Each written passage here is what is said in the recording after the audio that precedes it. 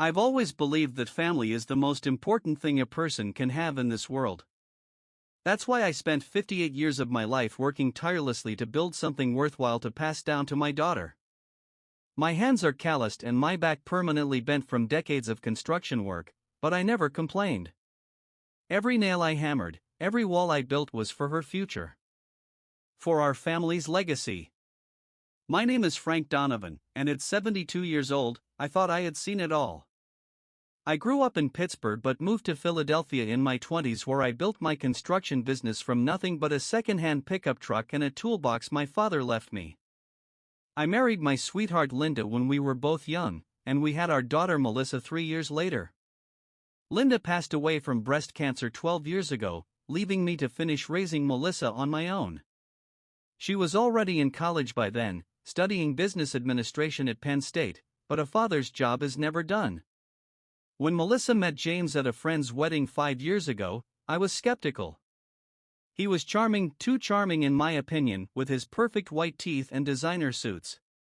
He worked in finance, though I could never quite understand what he actually did all day. Something about managing other people's investments. He drove a BMW and wore a watch that cost more than my first house.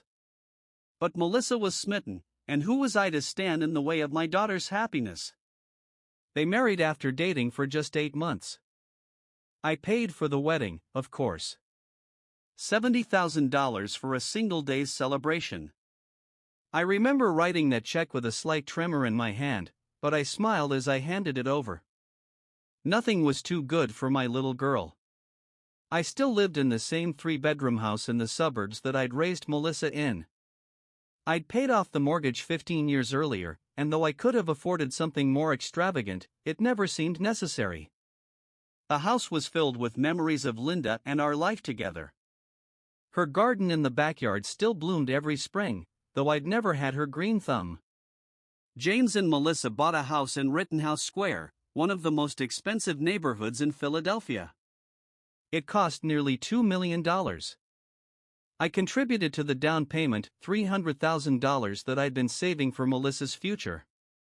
James made good money, but not that good. At least not yet, as he liked to say with a wink.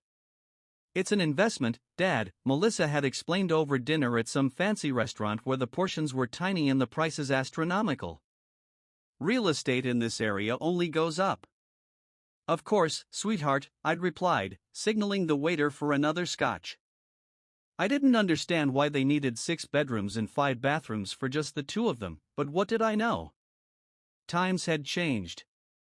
After retiring from actively running my construction company 2 years ago, I'd kept myself busy with consulting work and managing my investments.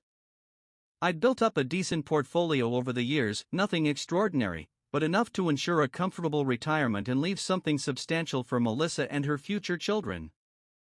I'd always been careful with money, investing conservatively and avoiding unnecessary risks. James had offered several times to help manage my investments, promising higher returns than my outdated strategy was generating. Frank, you're leaving money on the table, he'd say, swirling the expensive bourbon in his glass that I gifted him last Christmas. I could double your returns in 18 months, guaranteed. I'd always politely declined. There are no guarantees in the stock market, that much I knew. And something about his eagerness made me uneasy. But I kept these thoughts to myself. For Melissa's sake. Last year, I'd finally agreed to let James help me modernize my banking. He'd set up online accounts, automatic bill payments, and mobile banking apps on my new smartphone, a device I still struggled to use properly. The convenience was nice, I had to admit, but I still kept my old checkbook and made weekly visits to my local bank branch where I'd been a customer for over 40 years. Gloria, the branch manager, always had a cup of coffee waiting for me and we'd chat about her grandchildren or the weather. "You're our favorite customer, Mr. Donovan," she'd say. "Not many people come in person anymore." "Some things shouldn't change, Gloria," I'd reply with a smile. If only I'd known then what I know now. If only I trusted my instincts instead of trying to embrace change for my daughter's sake. Maybe I could have prevented what was coming. But hindsight, as they say, is always 20/20. It was an unusually warm day in April when I first noticed something was amiss. I was having lunch with my old friend and former business partner, Mike, at our usual diner. The place hadn't changed its decor since the 1980s, but they made the best club sandwich in Philadelphia. "Have you checked your investment accounts lately?" Mike asked between bites. "James handles most of that online stuff now," I admitted. "I get paper statements monthly, but I trust him to keep an eye on things. He does this for a living, after all." Mike put down his sandwich and gave me a look I'd seen many times during our business partnership, the one that said I was missing something important. "Frank, no offense, but you should always keep a personal eye on your money. No matter who's helping you." Something in his tone made me uncomfortable. Later that afternoon, I pulled out my most recent bank statements from the drawer in my home office where I kept all my financial documents. Everything seemed in order at first glance, but as I looked more carefully, I noticed several large transfers to accounts I didn't recognize. One for $75,000, another for $50,000, and a third for $125,000. All within the last 6 months. My heart started racing. This had to be a mistake. I called the bank immediately and asked to speak with Gloria. "Mr. Donovan, those transfers were authorized through your online banking portal," she explained after looking into the transactions. "They went to an investment account at Morgan Stanley. Do you want me to send you the details?" "Yes, please," I said, my mouth suddenly dry. I hung up and immediately called Melissa, but she didn't answer. I tried James next, but got his voicemail. I left messages for both of them, trying to keep my voice casual, asking them to call me back when they had a chance. While waiting for a return call, I rummaged through my desk drawer for the papers James had given me when he set up my online banking. There were passwords written down, account numbers, and instructions for accessing various services. I followed them carefully, typing with 2 fingers on my laptop keyboard. After several frustrated attempts, I managed to log into my accounts. What I saw made my blood run cold. Over the past year, nearly $800,000 had been transferred out of my various accounts. My retirement fund was down by almost half. I sat back in my chair, struggling to breathe. There had to be an explanation. Maybe James had made some investments on my behalf that I'd forgotten about. Maybe this was part of the strategy he'd mentioned. Maybe. My phone rang, startling me. It was Melissa. "Dad? Is everything okay? You sounded strange in your message." I hesitated, not wanting to worry her unnecessarily. "I'm just looking at some financial statements and had a question for James about some transfers."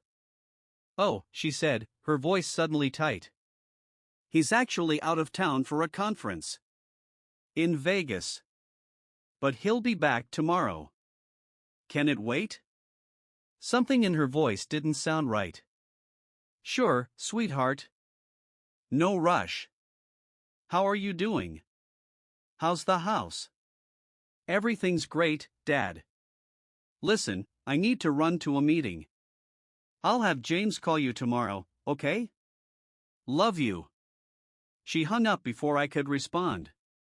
I sat staring at my phone for a long moment. In 35 years, Melissa had never rushed me off the phone like that. Something was definitely wrong. I decided to drive over to their house. Maybe seeing Melissa in person would help me get a better sense of what was going on. I grabbed my keys and headed out, the bank statements tucked into my jacket pocket. The drive to Rittenhouse Square took about 40 minutes in afternoon traffic. As I approached their street, I noticed a sleek, fire-engine red Ferrari parked in their driveway. It looked brand new, the sunlight gleaming off its immaculate surface. My stomach tightened into a knot.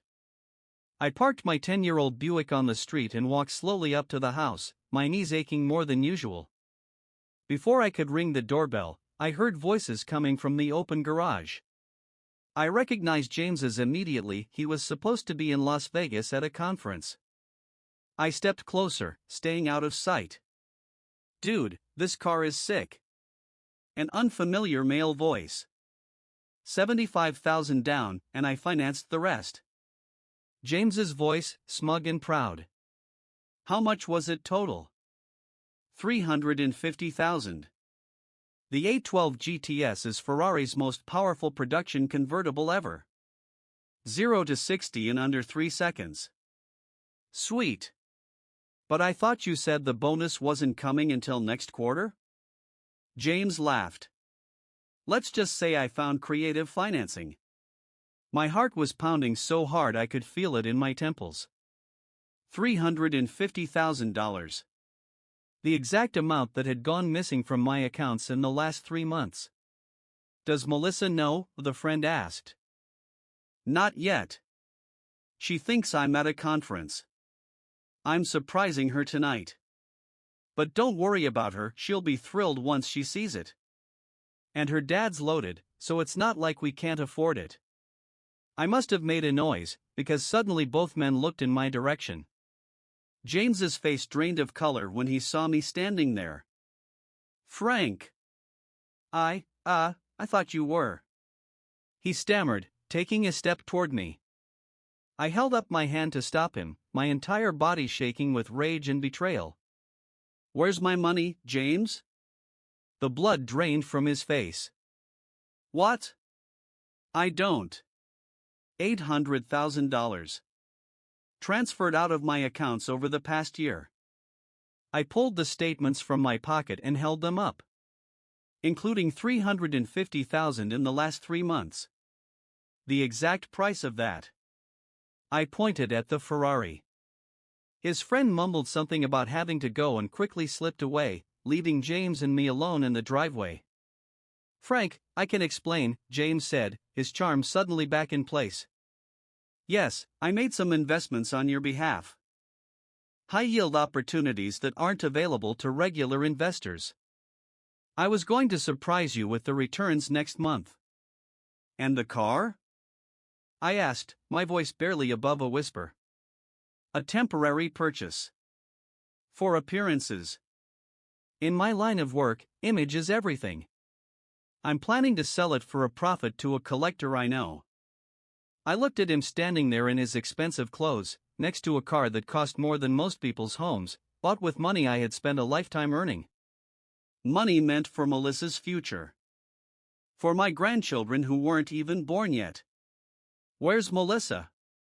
I asked. Shopping with her friends. He took a step toward me, lowering his voice confidentially. Look, Frank, I probably should have discussed this with you first, but I knew you wouldn't understand the opportunity. The money isn't gone, it's working for you. For us. For the family.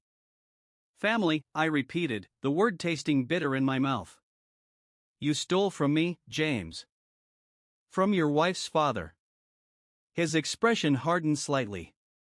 I didn't steal anything. You gave me access to your accounts. We're family, like you said. What's yours is Melissa's, and what's Melissa's is mine. I'm just managing the assets more aggressively. I stared at him, this stranger who had married my daughter and was now justifying theft as aggressive management. In that moment, I made a decision. I wouldn't confront him further, not yet. I needed to understand the full extent of what he'd done, and I needed to protect what remained of my assets. I see, I said finally, my voice carefully neutral. I may have overreacted. It's just a shock to see such large transfers without prior discussion. Relief washed over his face. He thought I was backing down. I should have explained it better, Frank. I'm sorry about that. Let me take you to dinner tonight and walk you through the whole investment strategy. You'll see that everything is above board. Not tonight, I said. I'm not feeling well. Must be the shock. Rain check? Of course, he said, patting my shoulder in a way that made my skin crawl. Get some rest. We'll talk soon. I nodded, turned, and walked back to my car on legs that felt like they might give out at any moment. As I drove away, I watched in my rearview mirror as James stood in the driveway, his hand possessively stroking the gleaming red hood of the Ferrari he had bought with my money. My life's work. I didn't go home. Instead, I drove straight to Mike's house. If anyone would know what to do, it would be him. Mike had always been the level-headed one in our partnership, the one who kept us out of trouble with his careful planning and attention to detail. When I told him everything, he listened without interrupting, his expression growing darker by the minute. When I finished, he was silent for a long moment. "We need to call the police," he said finally. I shook my head. "And tell them what?" "That I gave my son-in-law access to my accounts and he made investments I didn't approve of? That he bought a car I think he used my money for?" "They'll say it's a civil matter, not criminal." "Then we need to get you a lawyer." "What about Melissa?" "She's my daughter, Mike. This would destroy her." Mike leaned forward, his eyes intent on mine. "Frank, you need to consider the possibility that Melissa knows about this." I started to protest, but he held up his hand. "I'm not saying she helped him steal from you. But she might know that money is coming from somewhere. That house, their lifestyle, it's more than James makes, even if he's doing well." The thought that Melissa might be aware of what James was doing was almost more painful than the theft itself. But I had to consider it. The way she'd acted on the phone, her rush to end the conversation when I mentioned financial questions for James. "What do I do?" I asked, feeling more lost than I had since Linda died. Mike's expression softened. "You protect yourself first. Then you find out exactly what happened. And then you decide what to do about it." I nodded slowly. He was right. This needed to be handled carefully. "I need to secure what's left," I said, thinking out loud. "Change my accounts, passwords, everything. And you need documentation of everything that's already happened," Mike added. "Bank statements, transfer records, everything that shows money moving without your explicit authorization." We spent the next several hours making a plan. By the time I left Mike's house, I had a clear set of actions to take, starting first thing in the morning. I felt marginally better having a plan, but the sense of betrayal still sat in my chest like a stone. That night, I couldn't sleep. I kept seeing James's face, the smug satisfaction as he showed off the Ferrari to his friend. I kept hearing his words, "Her dad's loaded, so it's not like we can't afford it." As if my money was already his. As if my lifetime of work was nothing more than a convenient resource for him to tap into. I thought about Linda, about what she would say if she were here. She'd always been protective of Melissa but had also believed in accountability. She wouldn't have wanted our daughter married to a thief, no matter how charming he was. By dawn, I had made up my mind. I would protect myself financially, gather evidence of what James had done, and then confront both him and Melissa with the truth. What happened after that would depend on their response.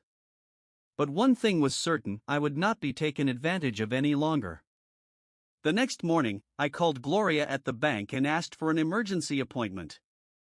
She heard the urgency in my voice and told me to come in right away. I gathered all my financial documents and headed to the bank, determination replacing the shock and hurt of the previous day. Gloria listened with growing concern as I explained the situation. To her credit, she didn't say "I told you so," though she had warned me about giving anyone else access to my accounts. "We need to freeze everything immediately," she said, already typing on her computer. "Then we'll open new accounts with enhanced security protocols. I need records of all the transfers that have gone out over the past year," I added. "Every last cent." "Of course, Mr. Donovan. I'll have those prepared for you." By noon, I had new accounts set up, my remaining funds secured, and a thick folder of documentation showing every unauthorized transfer James had made. The total was even worse than I'd initially thought, nearly $950,000 over 14 months. Almost half of my life savings. My next stop was a law firm that Mike had recommended. The lawyer, a sharp-eyed woman named Elaine Winters, specialized in financial fraud and elder abuse cases. I hadn't thought of myself as an elder who could be abused, but technically, that's exactly what this was. Based on what you've told me in these documents, Mr. Donovan, we have a strong case for fraud, she said after reviewing everything. Your son-in-law did not have authorization to make these specific transfers or purchases. The fact that you gave him access to help with bill payments doesn't give him carte blanche with your funds. What about my daughter? I asked. Could she be implicated? Elaine's expression softened slightly. That depends on her level of involvement. If she knowingly benefited from funds taken from you without permission, she could potentially face civil liability. But criminal charges would require proof that she knew the source of the funds was fraudulent. The thought of Melissa facing any kind of charges made me physically ill. I don't want to pursue anything against my daughter. I understand. Let's focus on your son-in-law for now. My recommendation is to send a formal demand letter as a first step. We request the immediate return of all misappropriated funds, with an itemized accounting of where the money went. And if he refuses? Then we file a lawsuit and potentially refer the matter to the district attorney for criminal charges. I nodded slowly. How long will all this take? The civil process can be lengthy, I'm afraid. But we can request expedited hearings given the circumstances. The criminal process is separate and would be at the discretion of the DA's office. By the time I left Elaine's office, I had authorized her to proceed with the demand letter. It would be delivered to James within 48 hours. I felt a strange mix of dread and relief. The process had begun. There was no turning back now. I hadn't heard from either James or Melissa since my confrontation in the driveway. I wondered if James had told her about our encounter, or if he was keeping it to himself, hoping I would let it go. Either way, the silence was telling.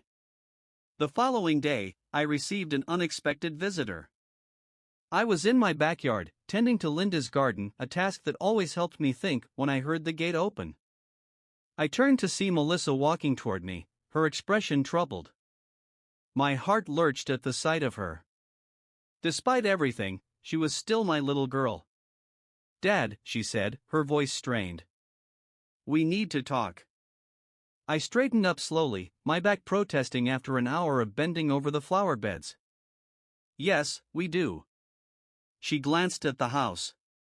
Can we go inside? I nodded and led her into the kitchen, the same kitchen where I taught her to make pancakes on Sunday mornings, where we'd sat together after Linda's funeral, holding each other and trying to imagine a world without her. James told me you came by the house yesterday, she began, sitting at the kitchen table. He said you were upset about some financial matters. I studied her face, looking for signs that she knew the full extent of what her husband had done. Her eyes wouldn't quite meet mine. Did he tell you what those financial matters were? I asked quietly. She shifted in her seat. He said you were confused about some investments he was making on your behalf. That there was a misunderstanding. A misunderstanding, I repeated flatly. Is that what he calls stealing nearly $1 million from me? Her face paled. Dad, that's not, he wouldn't. I reached for the folder I'd left on the counter that morning, anticipating this conversation might happen. I placed it on the table between us and opened it to reveal the bank statements, each unauthorized transfer highlighted in yellow. $950,000, Melissa. Transferred out of my accounts without my knowledge or consent over the past 14 months. Her hands trembled as she looked at the documents. There must be some explanation. Oh, there is. Part of it is parked in your driveway. A red Ferrari that cost $350,000. She looked up sharply. The new car? James said it was a lease through his company. A perk for bringing in new clients.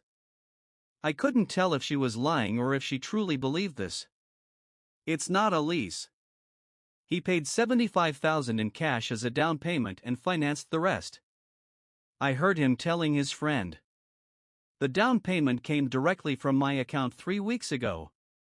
I pointed to the highlighted transfer on one of the statements. Tears welled in her eyes. Dad, I didn't know. You have to believe me. I wanted to believe her. God, how I wanted to. What about the house, Melissa? The vacations? The jewelry? Did you never wonder how you could afford all that on James's salary? She wiped at her tears. He said he was doing well.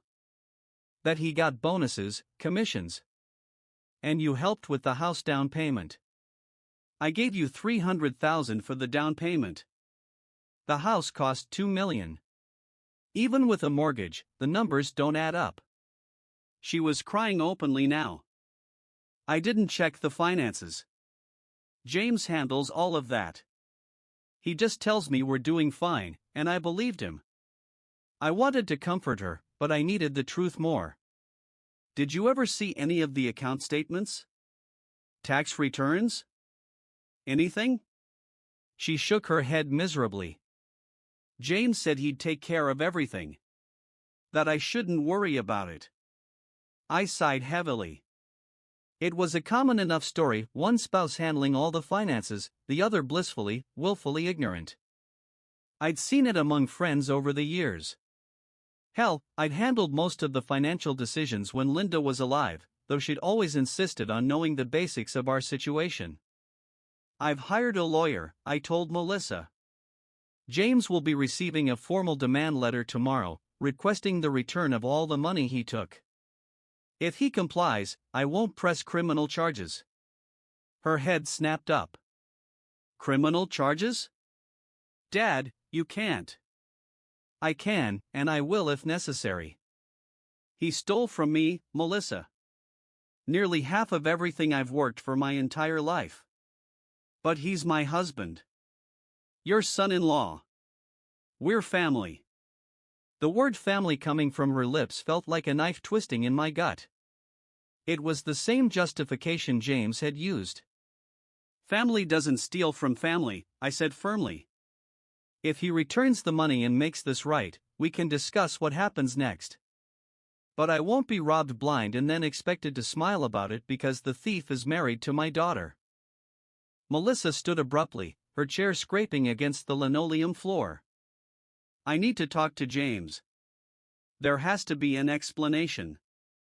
By all means, talk to him. Ask him about the Ferrari. Ask him about the transfers.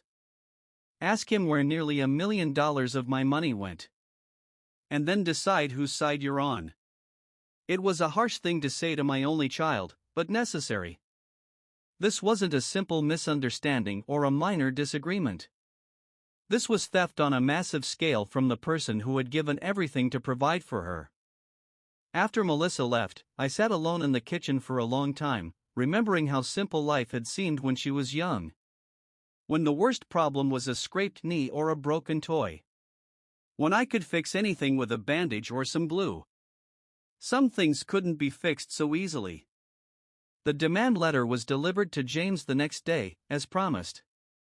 Elaine called to confirm delivery and to let me know that he had 72 hours to respond before we would proceed with legal action.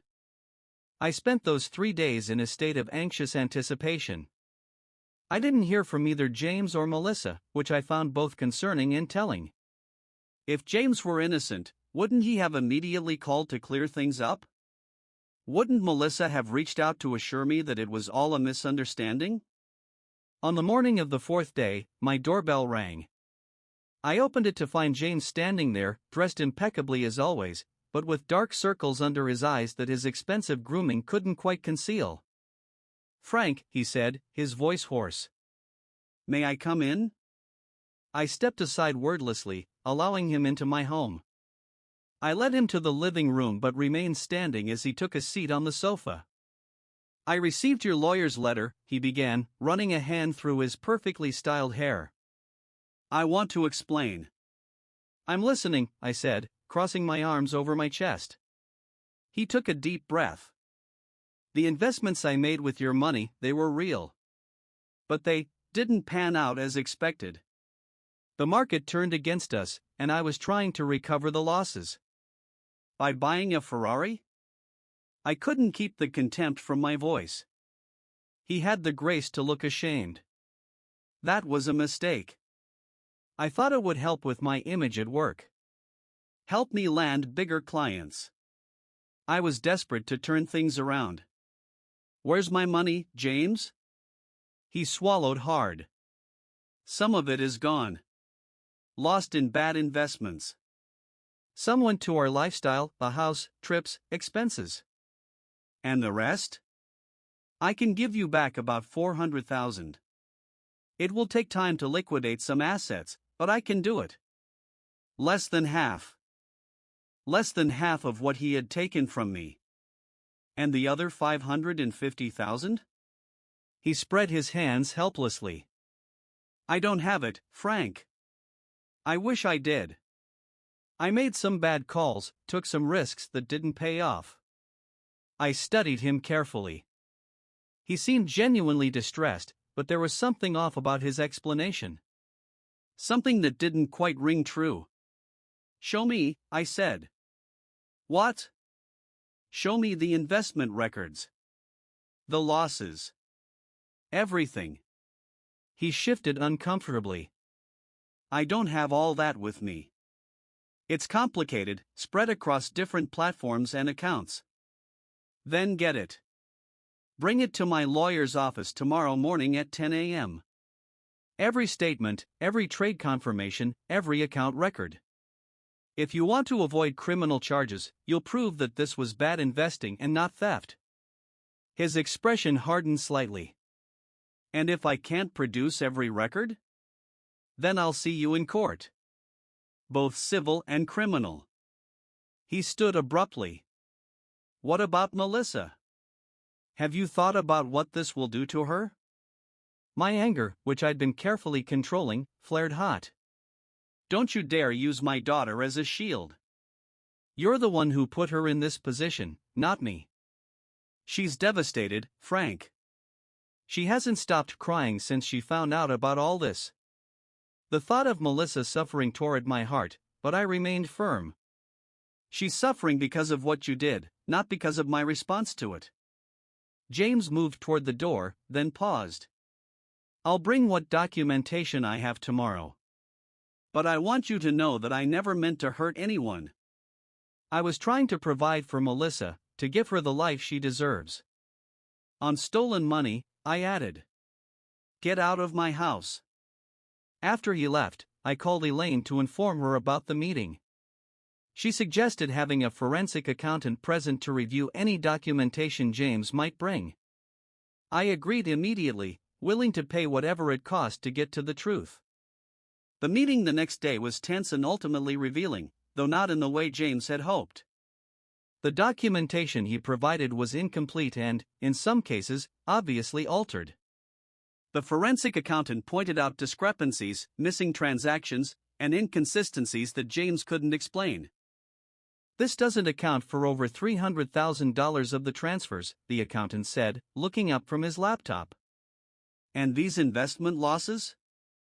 The timing doesn't match the transfers. James's carefully maintained facade began to crumble. I did the best I could with the records I had. Some things might be missing. Elaine leaned forward. Mr. Richards, let me be clear. Either you provide a full and accurate accounting of every dollar taken from Mr. Donovan's accounts, or we will proceed with both civil litigation and a criminal complaint. James looked desperately at me. Frank, please. For Melissa's sake, can't we work this out? I'll pay you back everything I can. I'll sell the car, liquidate my investments, take out loans if necessary. I almost felt sorry for him. Almost. Where's the rest of the money, James? He hesitated, then seemed to deflate. I have an account in the Cayman Islands. It has about $200,000 in it. The forensic accountant raised an eyebrow. And you didn't think to mention this before? It was insurance. In case things went bad. Things are already bad, I said coldly. Transfer that money back to me immediately. Then sell the Ferrari and anything else of value you've acquired with my funds. You have 1 week to return as much as possible. After that, we proceed with legal action for whatever remains outstanding. James nodded miserably. And the criminal charges? I looked at Elaine, who gave a slight shrug, leaving the decision to me. That depends on how much you return and how quickly. Full cooperation might convince me to be merciful. It wasn't much of an olive branch, but it was all I was willing to offer. James seemed to understand that it was the best deal he was going to get. As he was leaving, he turned back. Melissa doesn't know about the Cayman account. Or other things. Please don't. Don't what? Tell my daughter the truth about the man she married? The man who stole from her father and lied to her face about it? His shoulders slumped. She's already talking about divorce. If you push this, if you take legal action, it will destroy any chance we have of working through this. I stepped closer to him, lowering my voice. Good. Because you don't deserve her. You never did. Over the next week, money began flowing back into my accounts. The Ferrari was sold at a loss, but still brought in over $300,000. The Cayman Islands account was closed, and the funds transferred.